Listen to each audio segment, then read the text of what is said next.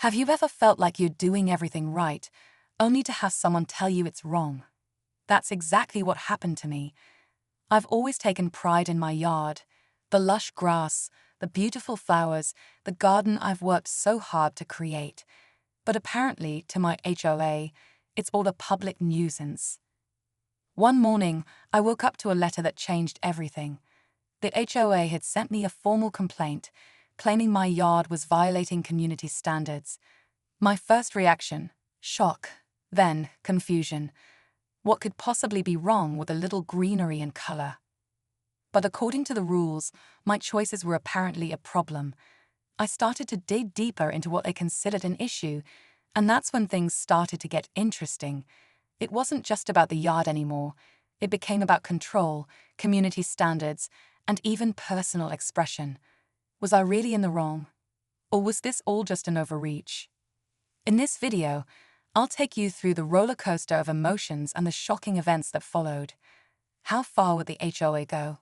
What will I do to fight back? Stay tuned to find out, because what happened next left me questioning everything I thought I knew about living in a community. At first, I thought maybe it was just a mistake. After all, the HOA had never really bothered me before. I've always kept my property neat, followed the rules, and even volunteered to help out with neighborhood events. But when I looked at the letter more closely, I realized it wasn't a one-time complaint. The HOA had been watching for weeks. They had detailed exactly what was wrong with my yard: too many flowers, the wrong type of shrubs, and even the placement of a few garden gnomes. It seemed absurd. I had always taken care of my lawn and tried to make it look inviting, not to mention it brought life to the block. Yet to them, I was the one out of line. I decided to reach out to my neighbors. Surely, they had to see how ridiculous this was, right? But when I started talking to people, I noticed something strange. A lot of my neighbors were surprisingly quiet on the issue. A few hinted they were waiting to see what happens. It made me wonder if the HOA had them all under their thumb. I felt like I was the only one who wasn't willing to just accept things. So, what was I going to do now? Should I just let it go? Or was this the moment I have to stand up for myself and fight back against the HOA's rules? The stakes were higher than I realized, and I couldn't shake the feeling that something bigger was at play. I couldn't let it go. The more I thought about it, the more I realized this wasn't just about my yard. It was about how much control the HOA had over all of us. They had already made their point clear. They could dictate what was acceptable and what wasn't, and we had to comply. It felt like I was in some kind of battle, not just for my garden, but for my right to express myself and enjoy my own property. But the deeper I dug, the more unsettling things became. I spoke to a few other residents who had been fined or forced to make changes to their homes. One woman told me how she had to remove a fence she'd put up because it was too tall. Another neighbor confessed they'd been penalized for planting a tree too close to the sidewalk. It was becoming clear that the HOA had its hands in everything, pushing the limits of what was considered appropriate. It wasn't just about lawns or aesthetics, it was about conformity. The more I talked to people, the more I realized that some were afraid of standing up. They'd lived in this community for years, and the idea of challenging the HOA felt too risky. Many of them feared the consequences: fines, threats of lawsuits, even the possibility of losing their homes. It was no wonder so many were quietly complying. But that only fueled my determination. I wasn't going to back down. The question was, what could I do about it? How could I stand up to an organization that had so much power over everyone? As days passed, the pressure began to build. The HOA wasn't letting up. They sent follow-up letters, each one more threatening than the last. The fines were stacking up, and now they were demanding that I remove every single flower and bush in my garden, or face even higher penalties. It felt like I was fighting a losing battle, but there was something deep inside me telling me not to give up. I decided to attend the next HOA meeting, hoping to get some answers and maybe even find a way to challenge their rules. The meeting was set for that Friday evening, and as the time got closer, my nerves started to get the best of me. The more I thought about it, the more I realized how much was at stake. If I just let this go, I'd be accepting that the HOA could control every aspect of our lives. But if I pushed back, I could risk losing everything: my peace of mind, my neighbors' trust, and maybe even my place in this community. When I walked into the meeting, the room was filled with tense faces. The HOA board members sat at the front, looking unbothered by the people around them. I could feel the weight of the situation, like I was about to walk into a battle I wasn't sure I could win. One by one, neighbors stood up to speak, but all of them seemed too scared to challenge the board directly. When my turn came, I felt a cold sweat creeping up my spine. My voice shook as I addressed the board, but I was determined to make my stand. Just as I began, the HOA president interrupted, his words sharp and dismissive. Something told me this was going to escalate in ways I hadn't imagined. Just as I started speaking, the HOA president cut me off. His tone was dismissive, almost as if he had been waiting for me to say something. "We've already addressed this," he said, leaning back in his chair with an air of authority. "Your garden doesn't meet our standards. If you continue to defy our rules, we'll have no choice but to escalate." The words hit me like a punch to the gut. Escalate. What did that even mean? But before I could even respond, another voice interrupted. This time, it wasn't one of the board members. A woman from the back of the room stood up, looking visibly shaken. "Wait a minute," she said, her voice trembling but determined. "This isn't just about his garden, it's about all of us." The room fell silent as everyone turned to her. "I've received letters too," she continued, glancing nervously around.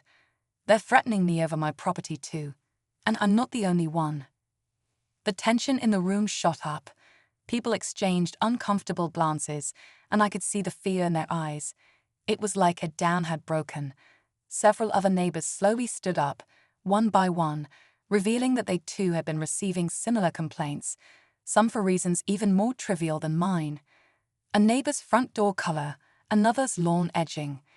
The HOA's reach seemed endless, and no one knew how far they would go. That's when the second twist hit me like a ton of bricks. A man in the back stood up, someone I didn't recognize. He wasn't a member of the board, yet he had the look of someone who had seen too much. "This isn't just about rules," he said, his voice low but steady. "There's something bigger going on here. You all need to know the truth about how the HOA operates." He paused, looking around, making sure everyone was paying attention. "I've seen the financials. They're not just collecting fines, they're using this as a way to make money. The rules, they're designed to force us into compliance so they can line their pockets." The room went dead silent, and for the first time, I wasn't just fighting for my yard. It felt like we were all caught in a web, and the HOA wasn't just an organization. It was a system of control that none of us fully understood. And now, we were all part of something much bigger than any of us had imagined. The room was a mix of shock and disbelief. We all just stood there, processing what the man had said. The board members looked uneasy now, their confident demeanor slipping, but they quickly regained composure. The HOA president, though, seemed furious. "That's enough," he snapped. "We'll have none of these accusations here. We're not discussing this further." But there was something in his voice, a crack of fear that made me realize the truth had hit a nerve. But before I could respond, the man from the back stepped forward. "You don't get to silence us anymore," he said, his voice steady but firm. "We have the proof. You've been manipulating the community for years, and it ends today." He pulled out a folder, thick with documents, and held it up for everyone to see. The room was so quiet, you could hear the pages rustling. He turned to us and began laying out the evidence, letters, financial records, even emails, that revealed how the HOA have been fining residents on purpose, inflating charges, and using the fines to fund projects that directly benefited a select few. People have been afraid to speak up because they didn't know how deep the corruption went, but now it was all out in the open. The board members were trapped. The president's face turned pale. "You have no right to do this," he said, but his voice wavered, losing the earlier confidence. "You can't just accuse us without proof." "Oh, but we do have proof," the man responded, and handed the documents over to a local journalist who had been quietly observing the meeting. Within moments, the reporter was on the phone with the police, and everything started to move in a blur. As the cops arrived, ready to investigate the claims, the atmosphere shifted. It was clear the power had shifted from the HOA to the residents. But just as I thought it was over, the final twist came. The man who had revealed all the information, he wasn't just a concerned neighbor. He was a former member of that HOA board who had been secretly gathering evidence for months. And as it turned out, he had once been in charge of making the rules I had been fined for breaking. The realization hit me like a hammer. This whole time, the system had been rigged. We hadn't just been fighting for our yards.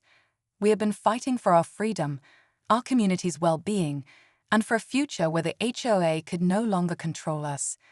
As the police began taking statements, I felt a weight lift off my shoulders. The battle wasn't just about my garden anymore. It was about standing up for what was right.